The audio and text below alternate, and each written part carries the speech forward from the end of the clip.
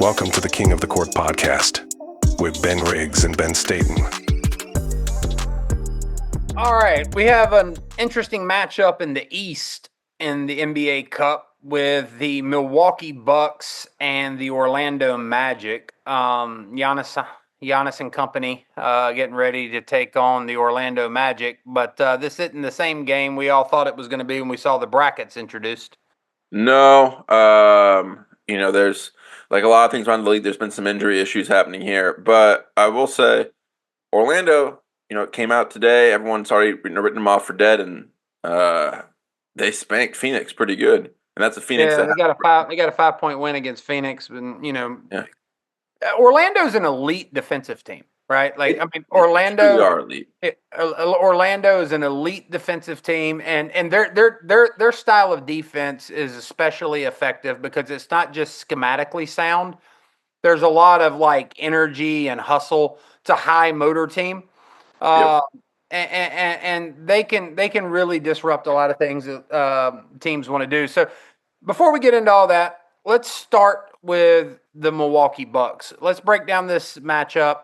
And I know a lot of teams want to write Orlando off for dead, like you said, or a lot of people in general just want to write Orlando off for dead due to the injuries. And if you don't know what we're talking about, of course, a while back you had Paolo Banchero, their top scorer, go down with an oblique injury. And then here more recently, you've had their second scoring threat and the one who's really been carrying the offensive payload for the team since Paolo Banchero went down, and that's Franz Wagner. He went down with an oblique injury as well. But I do think that this matchup is a little more interesting than people are giving it credit for. But let's start with Milwaukee. What do you think about the Bucks heading into this matchup? The Bucks, I'll just give you a stat. There are 5 players in NBA history who have averaged, not 5 players, there have been 5 instances in NBA history where a player has averaged 30 points, 10 rebounds, 5 assists, and had 60% true shooting in a season. 3 of those are Giannis. One of those is Embiid last year, which is a little bit of a misnomer because he only played 39 games. And the other instance is Jokic this year. Giannis is having a all-time great season. And he's playing so well that he has lifted a boat that for a lot of the season had so many holes that it should have sunk early. They came into the season with a really, really, really bad shooting slump across the roster, which is magnified by the fact that the Bucks basically are Giannis and 5 shooters, 5 3-point shooters. They have, for the early part of the season, they had significant issues at the 2 guard. Their guard, they had Lillard himself, not necessarily a great defender, but their 2 guard rotation, which was Gary Trent and Lillard, was maybe the worst defensive perimeter unit I've ever seen. Teams were just basically getting by them at will, forcing the defense to collapse, and they were scoring on Milwaukee at will. It was like one of the worst defenses I'd ever seen. Since then, they swapped out. They put Trent on the bench. They brought Andre Jackson Jr. into the starting lineup. They platooned him with AJ Green, Mr.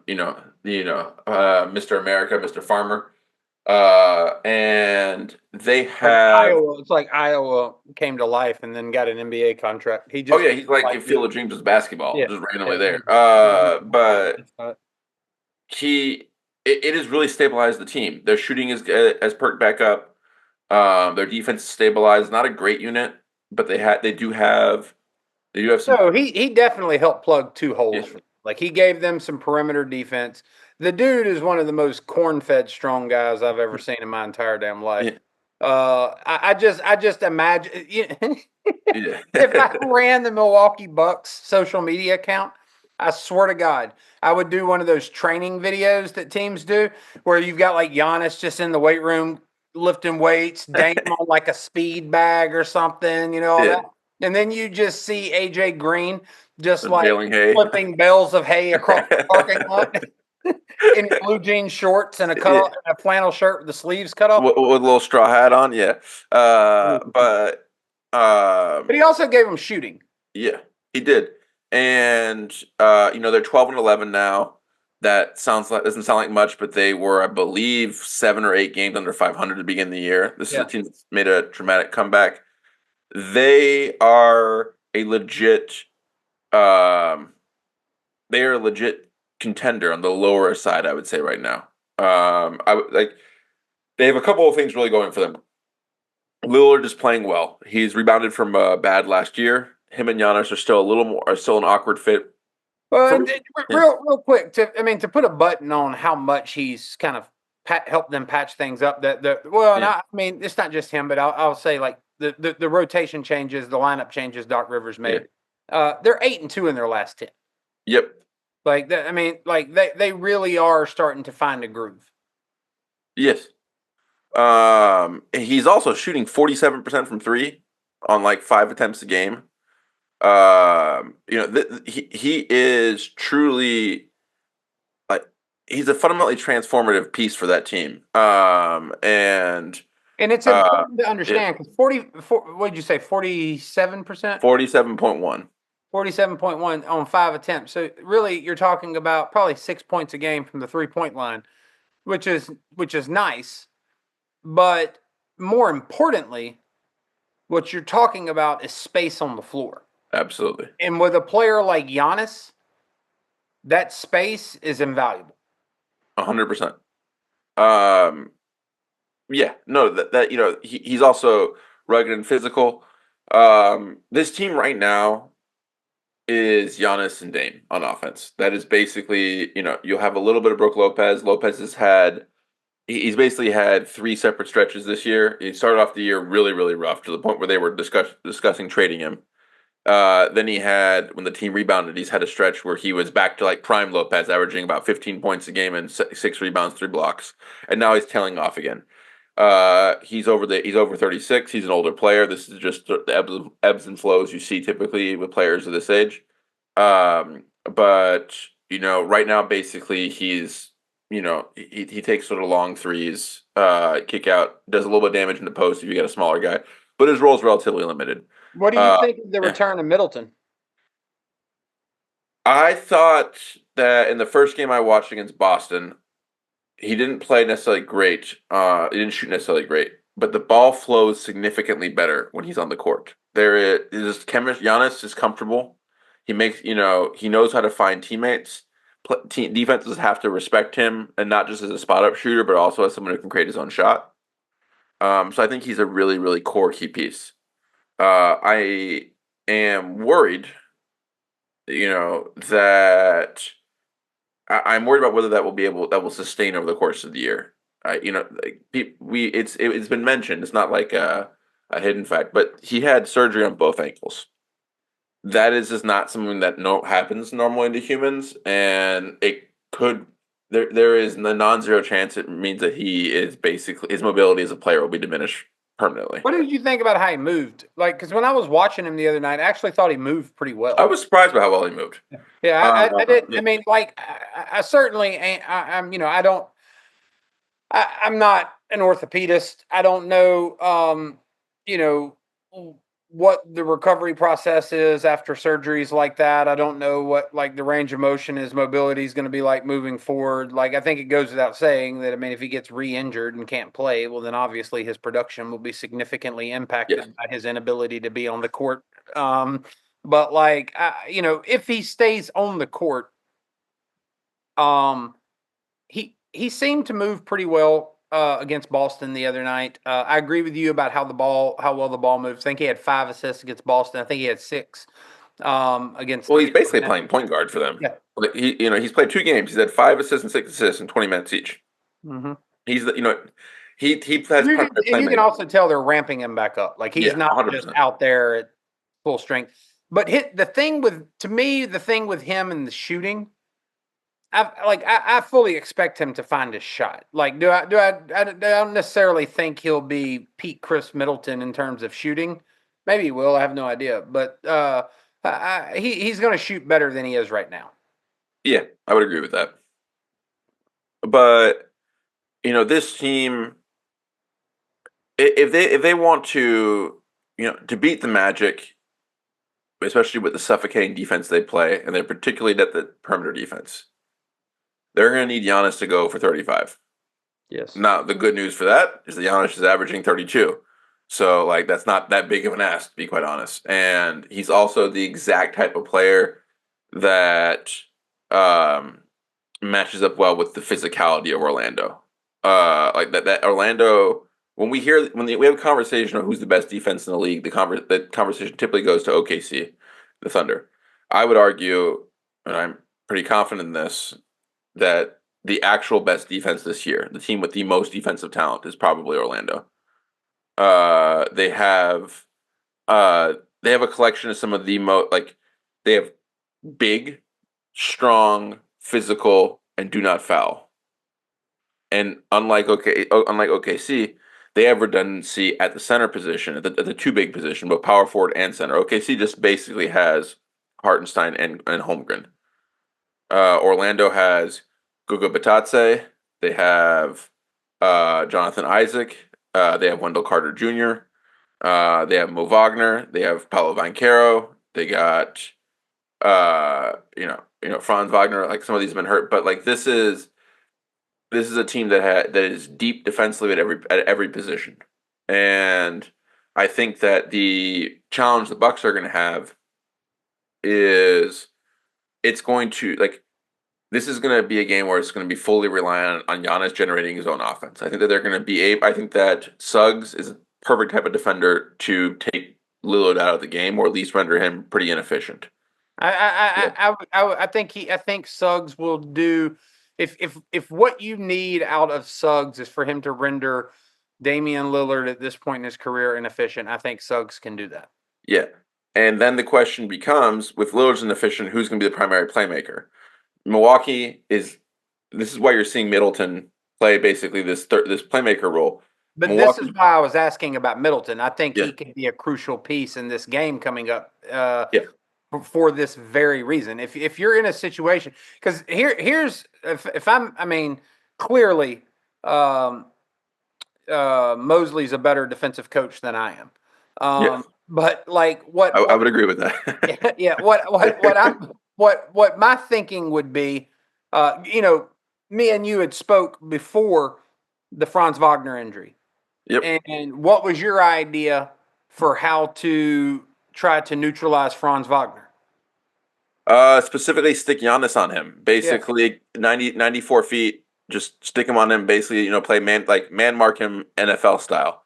Yeah. Go, tire him out, because that was, and this is the big problem that the Magic are gonna have. Franz was the entirety of the offensive playmaking generation for that team. Yeah. And without him, we're getting in a situation where you just got to really look up and down their roster and ask the simple question of, dude, where are their points going to come from? Yeah, and we'll do that in one sec. But before we even get there, if I'm Orlando defensively, what my scheme for this matchup would be, I'm going to put Mo Wagner on Giannis. Mo Wagner moves pretty well. Mm-hmm. He's not as fleet-footed as Giannis, but honestly, I don't know really. There's not another big in the league who is. Yeah. So that's not really a knock on Mo Wagner at all. But he's tough. He's physical. He'll play that game with Giannis. But I wouldn't leave him alone. I'd have somebody like Wendell Carter Jr. waiting at the rim. I know that Jonathan Isaac was out with hamstring soreness. I don't know if he'll be available for this game or not. But if you can rotate those three bigs and have them sort of one of them right on Giannis, giving him hell on the way to the rim, funneling him to another rim protector, and you can trust Jalen Suggs out there on Dame, I think you can put a defensive scheme in place that forces Chris Middleton to step up and become a primary scorer for that team. because I don't like. I agree with you. The last time the Milwaukee Bucks won a game where Giannis scored. I'm sorry. The last time the Milwaukee Bucks lost a game where Giannis scored more than 35 was October 31st Wow. against the Memphis Grizzlies. So in losses, Giannis has not had 35 since October 31st. My role, my goal would be to put Mo Wagner on Giannis with a rim protector backing him up. And it would be to keep that man below 35 and to try to make it as inefficient as possible. 100%. I think that's exactly. I mean, like your stat just reveals right there is we can say this is the Milwaukee Bucks, but this is the Giannis show. If Giannis plays well, they 100%. win. If he doesn't play well, they lose. It's just basically that. This isn't a Jokic situation where he's putting up 50-point triple doubles and they're losing to the Wizards. Like when he plays well, the Bucks are winning right at this point. Ever since they made the change of the starting lineup, when he doesn't play well, they lose. And I think that like a lot of teams across the league, a lot of contenders this year, the Bucks have a bench issue. The linchpin of their bench for the last couple of years is Bobby Portis. Portis had a good game today, but I can't. He's just he is no longer the same player he was from that title team a couple of years ago. His defensive, No, nowhere near. his defensive impact, like he hemorrhages points on defense. I know he's got a reputation as a tough guy. He's a tough guy, but he's also skinny and big. More thicker bigs can knock him around. His 3-point shooting's been pretty erratic this year, and they need him to be arguably like the top 6-man of the year. Six man in the league, and he just hasn't been that this year. They also this is the bench lineup they played, and this team's basically fully healthy right now. And they played AJ Green, Gary Trent, Chris Middleton, Bobby Portis. You'll notice not a single point guard there. And there's a reason for that was that their only real point guard that they have on their roster outside of Dame is Pat Connaughton, who has That ain't it. that ain't it. That ain't it anymore. I love Pat Connaughton. Truly did. He was a Notre Dame player. He can throw a 95-mile-per-hour fastball. Was drafted by the Phillies, I believe. But he is over the hill at this point. I think that this is a team, we mentioned it all year, but they could benefit from making some margin moves still on the point guard front to help that out. But no, I think that this game is going to come down to Giannis. I think that the good things for the Bucks is that there's not any player on earth who can really stop Giannis. I think that Middleton's going to be really helpful. Without Middleton, even with the injuries of the Magic, I think this would be a big trip game. But Middleton's secondary playmaking is going to be absolutely key as well. Those two factors are going to make a big difference because I do believe that Dame is going to have a really rough night. I think this is one of those games which is just tailor-made for him to just be a net negative. Well, I'll say this. I definitely agree that the Orlando Magic have the personnel to do that to Dame. And I think that if Dame does not have a really rough night, the Orlando Magic will have a really rough night. So I think they have every reason to do that. I mean, look, so just to give people an idea, I mean, like the Orlando Magic are giving up 103 points per game. That's number one in the NBA. This is one of the best defenses we've seen in quite a while. Let's just be really clear. Number one in the NBA. Number one in opponent points per game. Number two in blocks. They're averaging seven blocks a game. I don't know who number one is, but I'd be willing to bet they're they're in South Texas. I was gonna say it. I think it's their main player has a W For the first letter Yeah. of his last name. He's a French man down there in South Texas. And then you've got they're averaging 10 steals a game, which is third in the NBA. All right, Yeah. like so you're talking about a team that can really frustrate all of your offensive plans. Jalen Suggs, Mo Wagner, these guys, Wendell Carter, they have a good motor. And they make a lot of hustle plays. When you start looking for where the points are going to come from, to me, this is where it kind of it gets a little tricky because um, I'm going to try Bidadice. How do you say his name? Goga Batatse? Is that Batatse. There it is. I was close. you, I'm you gonna got the call B him. you got the B sound, right? Yeah. Yeah, I'm gonna call him Big GB. You got 21 out of him tonight. I don't know. I mean, he's been good. He's averaging for the season 9.7 rebounds a game. I think you'll see that tick up without Franz there. He'll get more shots. He's shooting 65%. I mean, a lot of that's right there around the rim. They have 4 legit starting quality centers on that on Orlando. It's like and we're not talking about he's a starting center for the Washington Wizards. No, like Batatse is like a 10 like 15 and 10 dude. Like if you gave him the minutes, like he's that good of a player. 100%. Yeah. I mean, he kind of reminds me of that Jay Huff guy. Yeah, 100%. Yeah, but Big, like a burly, like a Mauler version of. yeah, and like he might be slightly more reliable. And then you got 26 out of Jalen Suggs tonight. And when I say tonight, I mean in the win against Phoenix that you referenced earlier.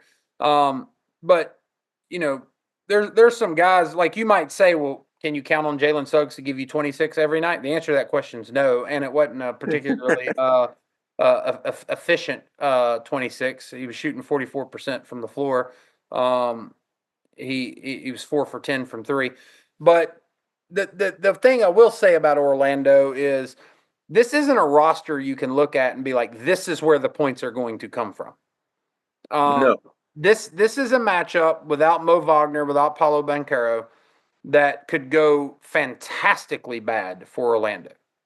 Oh no! Simply because they can't generate any offense. However, Orlando's roster is they have one of those rosters where like you could look at it and be like, well, tonight you got 21 out of Big GB, and then you got 26 out of Jalen Suggs. And then fast forward a few days, and you're looking at it, and you're like, well, we got 17 out of Mo Wagner, 18 from Cole Anthony, and 15 from Contavious Caldwell Pope. One guy I think you'll see more from is Da Silva. What do you think of him? What do you think of him? He's shown flashes to me, like not of any. Like I think if you're looking for, I like the way he moves. But like in terms of like level of production, what I think you can kind of maybe expect for him in a more expanded role, because you are going to see him get more minutes. He got 19 tonight. I think if when they get in a game, Mosley's going to be forced to say like, "Where's the hot hand?" and go with it just in search of offensive production. So like if he gets out on the floor, I think you could see him like if he starts knocking down a few buckets, you'll see his minutes tick up in that game. But like I think you might be able to see something to the effect of like a Jaime Jaquez level of production his rookie year. That'd be huge for him, though. If for them, I think that would be. They need something like that. They need someone to come up and suddenly average 12 points a game. Yeah, and I don't know that you can expect Da Silva to do that, like by Tuesday. but like he'll get increased minutes over time. Like he certainly has it in him. Like he can do that. It's just a question of whether or not it's going to happen. And like to me, that's just kind of how the Orlando roster kind of is going to break down in terms of offensive production moving forward, which is going to mean this is going to be a bumpy road for them. The thing that they have going to their advantage is their defense is so good it lowers the bar on what they have to produce in order to win a game. I mean, Devin Booker, one of the elite two guards in the league, they held him to 38% shooting tonight. He got 25, but it's an incredibly inefficient 25, and they get the win. Bradley Beal got 18, Royce O'Neal got 16, Tyus Jones had an inefficient 21. Like that is how the Orlando Magic are going to have to win games. Is just sort of nick away at you, make your possessions really inefficient, and have a lot of empty possessions in the game. Orlando's going to have to do a better job rebounding. Yes. They're not a very good rebounding team. Well, put it this way, They they're can a limit the bizarre number of rebounding second. team. They're a bizarre rebounding. They're actually relatively decent at offensive rebounding, but they're atrocious at defensive rebounding. That's been kind of an issue for them all year. Yeah, but if they can limit the number of second chance opportunities that Milwaukee gets, they can. Jalen Suggs is capable of forcing Dame into an inefficient shooting night, and you have some scheme like Mo Wagner, pinned to Giannis with a shot blocker behind him to help protect the rim. Um, if you can make a defensive scheme like that work and couple it with balanced scoring from a lot of rotation players, Orlando can pull it off. I think you're right. That being said, well, I think this sort of shows where we're leaning. If Orlando can do A, B, C, D, E, then they have a chance. It isn't the greatest position to be in, just to You're be quite asking honest. me to place a bet? Yeah. Yeah. This is not betting advice, but the Oh, this will be. I'll break from our standard one time, and I'll give you betting advice. Don't bet on Orlando. yeah. Well, now you're just guaranteed they're going to win, but but no, I think that for Orlando, the more interesting question, honestly, than this specific matchup, because I do think that they are going into this game on Tuesday as pretty heavy underdogs. I think that it's really hard to beat a team with Dame and Giannis if you are scrapping to get to 100 points. That like on your own. Like the Dame Giannis team is going to get 110, 1520 just sort of walking into it, regardless how good your defense is. And so you're just coming in to you're just facing a firepower deficit. But I do think that it looks like this. It looks like, unfortunately, we're going to have at least 3 to 4 weeks of the Magic without Banchero or Wagner. And this is a team that, as I mentioned before, I think is probably a top 5 team in the league, just point blank. I have them third in the East right now. I think a full strength Orlando Magic is probably, which means with Banchero and Wagner, is probably probably a better team in the series. I would take them in a rematch against Cleveland that they had last year. But without, of the top 5 teams in the league, they're the one with the most offensive questions. Their offense is just really dependent on their true stars. And it's going to be interesting to see how this evolves. Who's going to get the shots? I think that, as we saw tonight against the Suns, Jalen Suggs is going to be as the primary point guard, but also he's going to be he's going to get the first go at being the getting the most shots. He's the one out there who's paid like it. Yeah, the big rotation thing that they've done. Cole Anthony, who had been basically excised from the rotation after being basically the sixth man off the bench, the first guy off the bench for the past 2 years. He made a return and he had 14 shots in 29 minutes, and they needed every single one of those 14 shots. He can generate shots for himself. That he's going to play an important part for the next little bit. I think that they could really benefit from Kentavious Caldwell-Pope breaking out of his season-long slump and start making some 3-pointers. But they're also going to have to run out some inconvenient lineups. You're going to have some Wendell Carter Jr., Goga Batadze, dual big lineups. That's that is lumbering even for like early 2000s NBA. Those two, they're not the Yeah, most. the problem with the scheme I said earlier, Yeah. and I still think it's what you have to do, but the problem with it is that theoretically Milwaukee is one of those teams that can stretch you into a real 5-out because of Brook Lopez. Yes. And if they're knocking down shots, it's going to be hard to have some rim protection behind Mo Wagner when Giannis comes down the lane. Yes. So, Well, they're also like this is a team that's going to try to muscle teams around, and like Dame is small, but this is also a Milwaukee team that fields both Brook Lopez and Giannis. Like as I mentioned earlier in the segment, Giannis is good. Like physicality doesn't bother Giannis. Like that, he wants to play that way. yeah. You're playing right. You're Like playing saying right in Virginia. physicality doesn't bother Shaq. Yeah. So like, Wendell Carter Jr. trying to like, shove him around. That's just not going to work. So like, No, it's just you need two guys. Like yeah. there's not look, but this part of the analysis doesn't even apply exclusively to Orlando. Like there's no one No. in NBA that you can put on Giannis and just have him guard No. this from the perimeter to the rim. One of my favorite videos on YouTube is this. I think it was like 2-3 years ago. Giannis coming full head of steam, into the lane on a fast break against the Sixers, and then Embiid takes like one of his patented cheap shots where he like tries to throw an elbow right at Giannis's like clavicle, and he hits Giannis, and Giannis just sort of stops and like turns to the ref and has his arms out like, what the hell was that?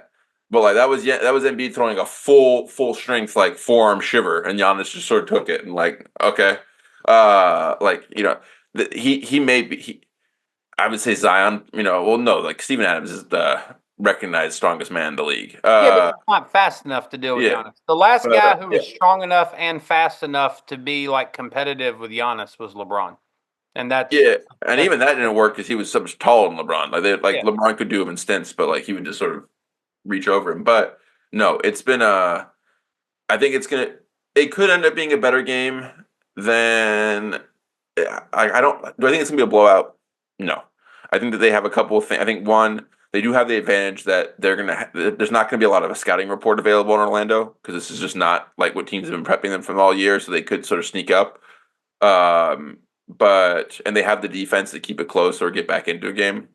But I think that this is a situation where, absent them getting hot or someone just having a random 35-point game, I would say that the Milwaukee's going to win this, and Well, and that's the thing about the NBA Cup. Like if we were previewing a a playoff series. yeah, the Bucks would be a shoe in to win it. Bucks and 5 is what I would say. Yeah. The problem, I may even go with a clean sweep, but the problem is that it's a single game. Yes. And for the same reason you couldn't confidently say that it would be a sweep. There's just one game Orlando pulls out, they get hot from 3, whatever the case may be. That game could be this NBA Cup game. So, this is definitely the game in the NBA Cup quarterfinals that has the highest degree of variance. It could be a blowout. It could be a close game that the Orlando Magic win. Yep. But one thing that does make it very interesting, despite the injuries, despite really sort of the where's the offensive production coming from guessing game, is that what you said a minute ago about the scouting report's 100% true because Jamal Mosley and Doc Rivers will find out where the scoring's coming from at the same time. And any youth coach knows exactly what this feeling is like. Oh, this 100%. guy's actually better than he looks. Yeah. 100%. Or at least that day he was. Yeah. But like it's one of those games that because of Orlando's defense, you cannot write them off. If they were an average defense, this game would be a blowout, even on a night where Milwaukee wasn't particularly shooting well. Yeah. But because Orlando is such an elite defensive team, I think that this game has the ability to be close. It certainly is not the matchup that we wanted to see. I mean, ideally, we'd be seeing both Paolo and Franz out there, but certainly not, the absence of both. And it really sucks for Orlando just in general because Orlando was turning into one of my favorite teams to watch. And they were having really, really kind of a great start to the year. Yep. And I was all on board because Paulo had taken a huge leap, and that was exciting to watch too. And then he went down, and that was disappointing. But then they really won me over when they sort of stayed strong even after Paulo went out. I mean, just to put this in perspective, I mentioned earlier that in their last 10 games, the Bucks are 8-2. So are the Orlando Magic. And so they've demonstrated an ability to deal with adversity and adjust. So we'll wait and see if they're going to be able to do that against the Milwaukee Bucks.